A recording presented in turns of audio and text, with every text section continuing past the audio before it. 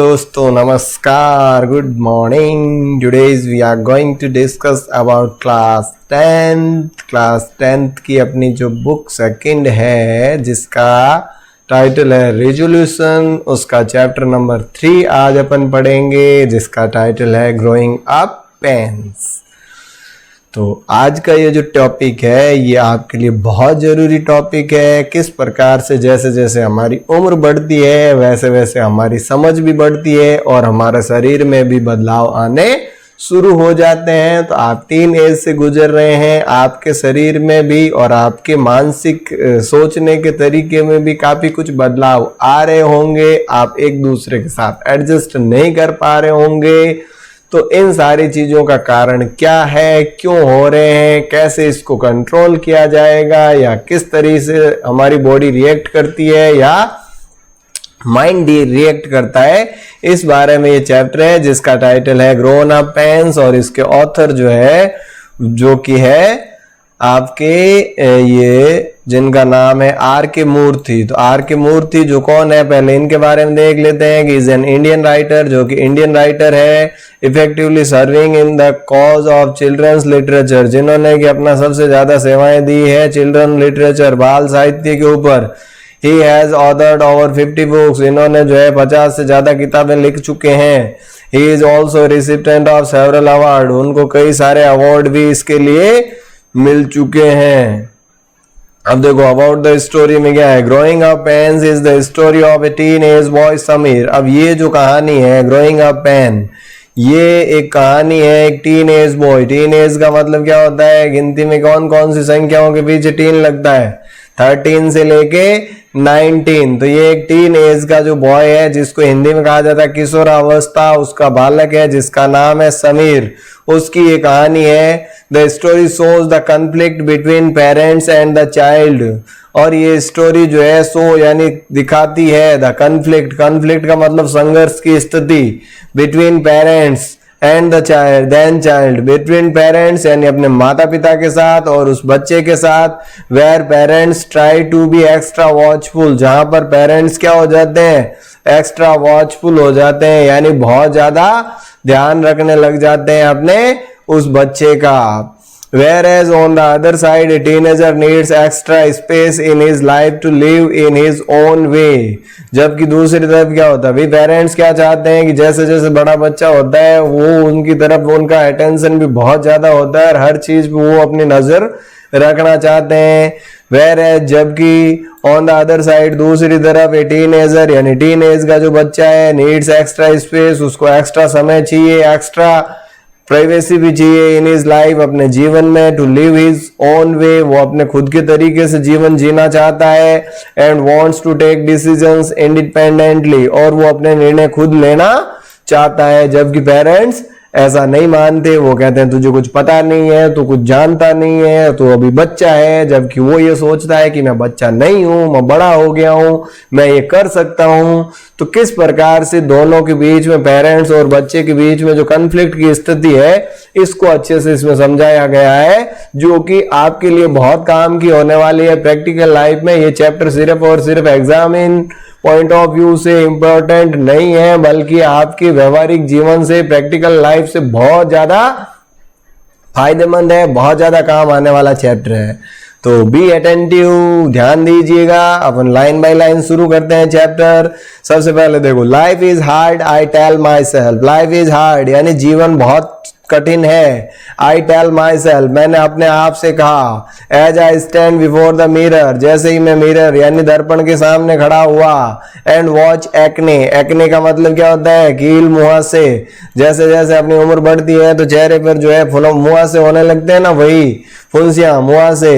That ड्रीडेड scum of disease, जो कि जो है स्कम ऑफ डिजीज चमड़ी की त्वचा की डिजीज है। प्लेइंग होवेक विद माई फेस, जिसने कि मेरा चेहरा बहुत ज्यादा बिगाड़ रखा है। I wish I could drive the pimples out with a wave of hand, और काश ऐसा होता कि मेरे एक हाथ ऐसे घुमाने से चेहरे के सारे पिंपल्स, सारे मुहासे क्या हो जाते, गायब हो जाते। ये इस तरह से कह रहा है।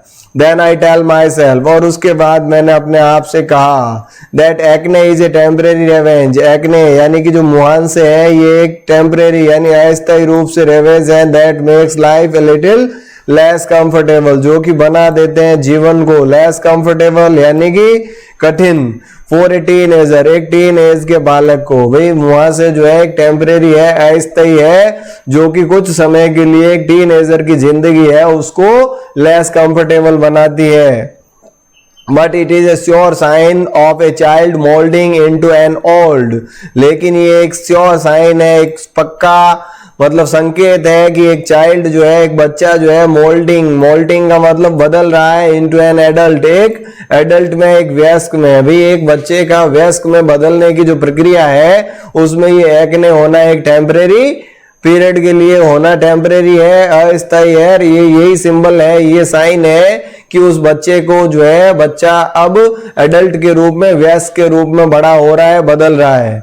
लाइफ इज टफ, जीवन बहुत कठिन है। I turn away from the mirror, मैं मिरर से हटा, दर्पण से हटा। When I strike me like a bolt of lightning, और तभी जो है एकदम से ऐसा लगा जैसे कि बिजली कड़की हो। My voice has turn rough, मेरी आवाज क्या हो गई, रफ यानी कि कर्कश, ऑलमोस्ट रैक्वियस, रैक्वस का मतलब कर्कश। मेरी आवाज जो है, बोलने की जो आवाज है वो भी बदल गई, खुद रफ हो गई, कर्कश हो गई। It grates if I may add, और ये ग्रेड्स यानी थोड़ा सा उसमें जो है भारीपन आने लगा अगर मैं कहूं। Where has my sweet soft voice gone, भाई मेरी जो मधुर आवाज थी, जो मीठी आवाज थी, वो कहाँ गायब हो गई। Have I caught a cold, क्या मुझे जुकाम हो गया। अभी जुकाम होता है तो अपनी आवाज बदल जाती है ना, भारी हो जाती है, तो ये भी पहले यही सोचता है क्या मुझे जुकाम हो गया, मेरी आवाज में जो रफनेस है वो क्यों आई। Such roughness goes hand in hand with a cold, भाई इस तरह की ग्रफनेस जो है वो हो बुखार के समय आती है।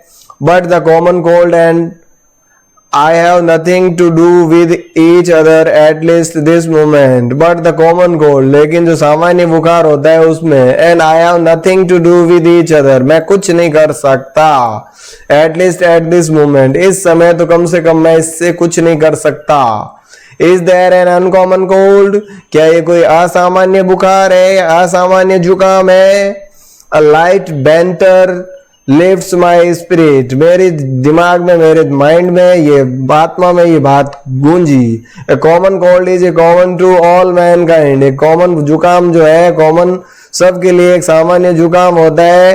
But every time I catch a cold it becomes an uncommon for Appa and अम्मा, लेकिन जब कभी भी मुझे कोल्ड हुआ है, मुझे जुकाम हुआ है, तो वो हर किसी के लिए सामान्य होता है, लेकिन मेरी अप्पा यानी कि पापा और मम्मा के लिए वो अनकॉमन रहा, यानी उनको सबसे ज्यादा चिंता हुई। जैसा कि पेरेंट्स को होती है, अरे बच्चे को क्या हो गया, जुकाम हो गया, कैसे ठीक होगा, ये वो। They think I have come down with a dangerous cold, उनको ऐसा लगता कि मुझे बहुत ज्यादा खतरनाक जुकाम ने जो है जकड़ लिया है। One that could kill, वैसा जो कि मार सकता है। They force me to bed, into bed, वो मुझे जो है क्या करते, फोर्स यानी जबरदस्ती कहाँ लेटा देते, बेड में, बिस्तर में लेटा देते। Send for the doctor, doctor को बुलाते। Who pumps all sorts of medicine into my system, और वो हर तरीके की दवाइयां जो है मेरे अंदर डालता। ये जो हर पेरेंट की कहानी है कि भाई सभी पेरेंट्स अपने अपने बच्चों को जब बीमार होते हैं तो उनका कहते हैं ना जीव नहीं थापे, तो वही बात है कि भाई वो लोग जो है बहुत ज्यादा चिंतित हो जाते हैं कि ये क्या हो गया, जबकि उनको भी पता है कि ये सामान्य फीवर है। When I tease them for being overprotective, they grunt, और जब मैं उनको टीज यानी चिढ़ाता हूँ कि वो तुम बहुत ज्यादा ओवर प्रोटेक्टिव हो यानी बहुत ज्यादा सोचते हो, they grunt, तब वो गुराते हैं। How would you know, तुम कैसे समझोगे। You are too young to understand our fears, तुम बहुत छोटे हो, अभी तुम हमारे डर को नहीं समझ पा रहे हो। Our only child, an apple of our eyes, भाई तुम हमारे इकलौते बेटे हो, हमारी आंखों के तारे हो, तुझे क्या पता कि हम जो तुम्हारी कितनी चिंता होती है। And if they understand my fears, as if, जैसे कि वो मेरे भय को समझ रहे हो। मतलब कह रहा है, वो कहते हैं कि तुम हमारे भय को नहीं समझ रहे हो, तो ऐसा लग रहा है जैसे वो मेरे भय को तो समझ रहे हैं। आई टू हैव माई फियर, मेरा भी तो कुछ भय है, मेरे भी भय है। It was not that till the other day, ये जो है अगले दिन तक नहीं रहा, बट सडनली, लेकिन अचानक से, आउट ऑफ नोवेयर, अब इट हैज अपीयर्ड, ये आ गया। It fills all my walking thoughts and haunts my dream too, अब ये डर जो है ये क्या हुआ, मेरे विचारों में आया। हॉन्ट्स का मतलब डराने लगा। इन माई ड्रीम, माई ड्रीम्स, मेरे सपनों में भी। I try to dispel fear, मैंने इस भय को भगाने का प्रयास किया। आई टेल माई सेल्फ, मैंने अपने आप से कहा, ओनली कॉवर्ड्स फियर, सिर्फ कायर लोग जो है वो डरते हैं। आई एम नो कॉवर्ड, मैं कायर नहीं हूं। But this bravado doesn't last long, लेकिन ये बहादुरी भी बहुत ज्यादा समय तक नहीं टिकी। The more I think of it, the stronger becomes the hold of this fear. अब इस डर के बारे में जितना मैं ज्यादा सोचता, उतना ही ज्यादा ये मुझे जकड़ता जाता। भाई किसी चीज के बारे में अगर आप बार बार सोचोगे, तो जितने ज्यादा उसको भूलने का प्रयास करोगे, उतनी ही ज्यादा वो चीज याद आएगी। ये एक टेंडेंसी है। I know I am no longer my usual self, अभी कह मैं अपना वही पुराना जो है पहले वाला नहीं हूं। I have become a stranger to myself, मैं अपने आप के लिए एक अजनबी बन गया हूं। मैं पहले वाला समीर नहीं रहा, अब मैं अपने आप के लिए एक स्ट्रेंजर, एक अजनबी बन गया हूं। Till the other day I used to happy when Amma walked it in unannounced, surveyed the room, gently chided me, is this room or a pigsty? अभी कह रहा till the other day, यानी बाकी दिनों में, आज से पहले तक। आई यूज टू फील हैप्पी, मुझे खुशी होती थी। कब? व्हेन अम्मा वॉक्ड, जब मम्मा आती थी। अनअनाउंस्ड यानी बिना बताए। एंड सर्वेड, और चेक करती थी। द रूम, मेरे कमरे को। जेंटली चाइडेड मी, और बड़े ही प्यार से मुझे फटकारती थी, डांटती थी। इज दिस ए रूम और पिगस्टी, ये कमरा है या सूअर खाना है, सूअर के रहने का घर है। देखो कैसे बेकार सब बना के रखा। And quickly got down to the task of cleaning room, और तुरंत वो उस रूम को क्लीन करने में लग जाती थी। She would work it at with total dedication, और वो पूर्ण समर्पण के भाव के साथ अपना कार्य करती। The books would go back into the bookcase और side rack, और जो भी किताबें मैं इधर उधर बिखेर के रखता, वो सारी की सारी बुक केस में या साइड वाली रैक में चली जाती। कैप्स एंड पेन्स, जो भी पेन थे उनके कैप्स थे, पेंसिल थे, सारे के सारे जो कि मेरे द्वारा इधर उधर रख दिए गए थे, वुड गेट रीयूनाइटेड, उनको वापस से इकट्ठा कर दिया जाता। अब bits and pieces of crayons, अब देखो टुकड़े और जो क्रियॉन के टुकड़े हैं, that do dot the floor would get into the bin, जो कि फर्श पर पड़े होते थे वो डस्टबिन में चले जाते। And the dust would be swept of, और डस्ट को जो है झाड़ू निकाला जाता। Of the table and room, table से और कमरे से।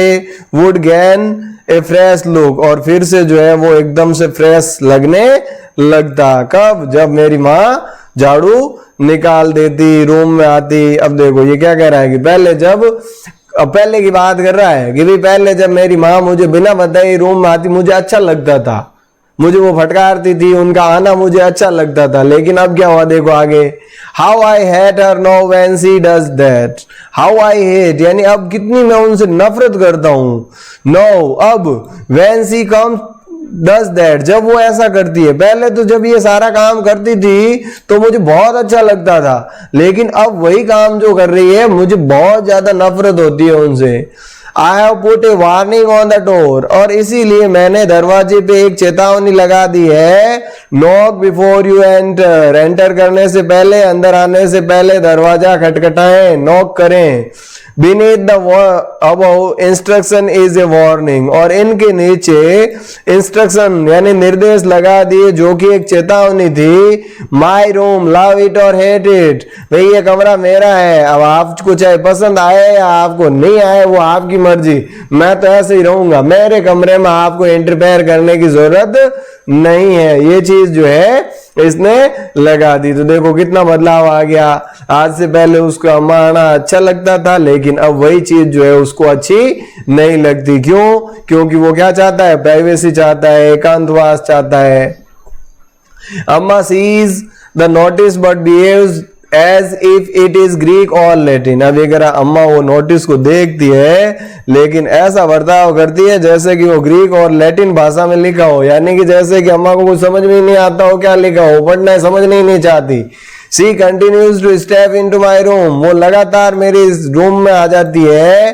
अनमाइंडफुल ऑफ माई प्राइवेसी, मेरी प्राइवेसी के बारे में बिल्कुल भी वो ख्याल नहीं रखती। उनको बिल्कुल भी वो नहीं समझती कि मुझे भी थोड़ी बहुत प्राइवेसी चाहिए, मुझे भी जो है एकांतवास चाहिए। How can I make her understand that I need privacy. अब मैं उनको कैसे समझाऊं कि भी मुझे प्राइवेसी चाहिए, मुझे भी थोड़ी गोपनीयता चाहिए। If only she senses the gossamers thing certain that has come up between me and my parents। अब ये कह रहा है क्या आकाश वो ये समझ पाती कि कुछ ये जो कर्टन है, पतला सा जो कर्टन है, ये हमारे और उनके बीच में आ जाता है। यानी कि एक अवस्था होती है, एक एज होती है जब हम हर छोटी बड़ी बात जो है अपने पेरेंट्स के साथ शेयर करना शुरू कर देते हैं। लेकिन धीरे धीरे जैसे जैसे हम बड़े होते हैं तो हमारे सामने ऐसी स्थिति आती है कि अब हम पेरेंट्स से छुपाना शुरू कर देते हैं। अब हम उनको कोई चीज बताना नहीं चाहते। पेरेंट्स के बजाय अपने मित्र के साथ बात करना हमें ज्यादा अच्छा लगता है। हर चीज अपन मित्र के साथ शेयर करना चाहते हैं। पेरेंट्स से थोड़ी दूरी बन जाती है। अब जानबूझकर नहीं बनाते, लेकिन इस टाइम में हमारे माइंड में भी इसी तरह के विचार चलते हैं और बॉडी में भी इस तरीके के परिवर्तन होते हैं, जिसके कारण हम पेरेंट्स से थोड़ी दूरी बन जाती है। तो यही कहते हैं कि काश हमारे और मम्मी के बीच में भी वो कर्टन पर्दा होता। Is this what growing up is all about a matter of individuality, the snapping of bonds. अभी कह रहा है क्या बड़ा होने का मतलब क्या है कि मतलब अपने आप में आप सिर्फ अपने ही बारे में सोचोगे, व्यक्तिगत सोचोगे। स्नैपिंग ऑफ बॉन्ड्स, क्या ये जो बॉन्ड है, पारिवारिक बंधन है, ये टूट जाता है क्या बड़ा होने से? बिल्कुल नहीं टूटता। आपको इस चीज को बिल्कुल ध्यान में रखना है कि कोई भी ऐसी चीज जो आपको परेशान कर रही है तो आपको अपने पेरेंट्स को जरूर शेयर करनी है। आपके इस दुनिया में सबसे ज्यादा हितैषी अगर कोई है, आपका अगर भला चाहने वाले लोग हैं तो वो आपके पेरेंट्स ही हैं। आप ये सोच रहे होंगे कि उनको कुछ पता नहीं चलता, लेकिन वो आपका चेहरा देख के बता सकते हैं कि आज आपके साथ क्या हुआ है। भले ही वो आपके इस भ्रम को बनाए रखने के लिए कुछ भी नहीं कहे कि भाई हमें कुछ नहीं पता, लेकिन उनको पता जरूर चल जाता है। ऐसी कोई भी बात नहीं हो सकती जो आप उनसे छुपा सको, तो कभी प्रयास भी नहीं करें। Who wants to snap bond with one's parents? अभी कह रहा ऐसा कौन व्यक्ति है जो अपने पेरेंट्स के साथ अपने बंधन को, अपने रिश्तों को तोड़ना चाहेगा? नॉट आई, मैं तो नहीं हूं। The very thoughts makes me cry, ये तो सोचकर भी मुझे रोना आता है। Yet I feel I am drawing away from them, फिर भी मुझे ऐसा लग रहा है, मुझे ऐसा महसूस होता है कि मैं उनसे दूर जा रहा हूं। और am I imagining, और क्या मैं कल्पना कर रहा हूं इसके बारे में? क्या ये मेरी इमेजिनेशन है? I think Appa is watchful, मुझे ये भी लग रहा है कि अप्पा भी बहुत ज्यादा वॉचफुल हो गए, मेरी हर एक्टिविटी पर नजर रखते हैं। And very when he meets मी, और जब वो मुझे मिलते हैं तो थोड़ी चिंतित रहते हैं। Of course his eyes gleam with joy, हालांकि उनकी नजरें जो है हमेशा चमकती रहती है खुशी से। Whenever I walk into his presence, जब भी मैं उनकी प्रेजेंस में उनके पास जाता हूँ। But is it an spontaneous as I used to be, लेकिन क्या ये लगातार चलने वाला या मेरी आदत स्वरूप ऐसा हो रहा है? और I am unable to feel its warmth, या मैं उनके इस गर्मी को, उस गर्म जोशी को महसूस नहीं कर पा रहा हूं बिकॉज ऑफ द कर्टन, उस पर्दे के कारण, दैट हैज कम अप, जो कि आ चुका है, बिटवीन अस, हमारे बीच। Maybe because of the curtain, हो सकता है उस कर्टन के कारण, he sees me as someone different, वो मुझे एक अलग रूप में देखें, a rather mystery figure, imprecise ways, elusive, developing a form that is difficult for him to gauge। अभी अगर हो सकता है कि वो मुझे एक अलग तरीके से बिहेव करे, जिसमें कि अलग टाइप का सोचे, और मुझे वो शायद नहीं समझ पाए। Maybe he too is scared of this new figure, हो सकता है वो भी इस नए फिगर से, नए चेहरे से जो है स्कैर्ड हो, घबराए हुए हो कि भाई ये क्या हो गया, ये जो है इसमें इतने सारे बदलाव कैसे आ गए, क्यों आ गए। Is that why at times, और ये कह रहा इसीलिए, is that why यानी इसीलिए, at times कई बार, he makes extra efforts to be overtly affectionate, कई बार वो एक्स्ट्रा एफर्ट करते हैं to be overtly affectionate, बहुत ज्यादा स्नेह दिखाने का प्रयास करते हैं। I do not know, मैं नहीं जानता। Maybe he tries to kill his fear, हो सकता है कि वो अपने उस भय को मारना चाहते हो, in him, जो कि उनके अंदर है, by treating with caution, by treating यानी टैकल करते हुए, विद कॉशन सावधानी के साथ, बड़ी सावधानी से अपने खुद के भय को वो समाप्त करना चाहते हैं। He find safety in treating me as a child, he finds यानी वो देखते हैं, वो पाते हैं, सेफ्टी सुरक्षा, इन ट्रीटिंग मी मेरे साथ बर्ताव करने में, एज ए चाइल्ड या फिर एक बच्चे की तरह मेरे साथ बर्ताव करने में उनको सेफ्टी फील होती हो। He runs his fingers through my thick curly hair, और he runs his fingers, वो अपनी अंगुलियों को फेरते हैं, through my thick curly hair, मेरे बालों में, मेरे घुंघराले बालों में, holds my head, और मेरे सर को पकड़ते हैं, close to his chest, अपनी चेस्ट के पास, अपनी छाती के पास ले जाते हैं, past me, और मुझे थपथपाते हैं। I would not say I hate him for doing that, अभी अगर मैं ये नहीं कह सकता कि मैं उनसे नफरत करना हूं ऐसे करना में, but I am not able to enjoy it as I used to, लेकिन अब वो चीज मुझे उतनी अच्छी भी नहीं लगती जितने की मुझे पहले लगती थी। Once I would give the whole world for being held loving by अप्पा, वगैरह एक समय ऐसा था जब मैं अप्पा के लिए पूरा विश्व एक तरफ कर सकता था, रख सकता था, यानी पप्पा मेरे लिए सबसे प्रिय थे।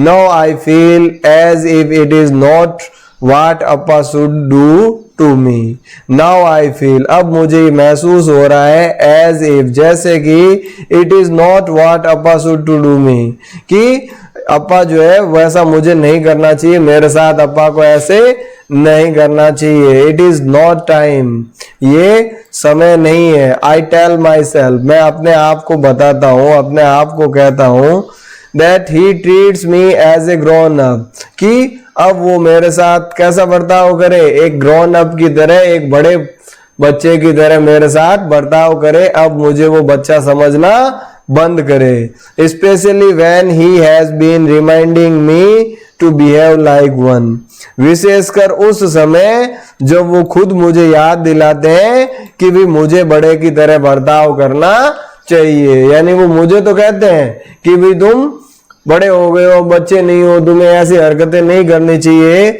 लेकिन जब वो मेरे साथ बच्चे जैसी हरकतें करती है तो मुझे भी जो है ऐसा लगता है कि उनको भी ऐसा नहीं करना चाहिए। I fall and sleep and scream with pain because of sprain, और अब ये कह रहा है मैं जो है गिरा, स्लीप हुआ, चिल्लाया दर्द के कारण। अम्मा इज ऑल काइंडनेस, अम्मा बहुत ज्यादा दयालु दिखाती है, नॉट अप्पा, जबकि अप्पा नहीं।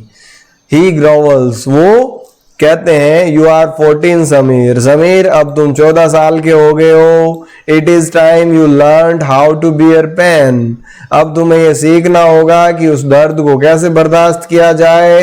विद स्टॉइक करेज, हिम्मत के साथ।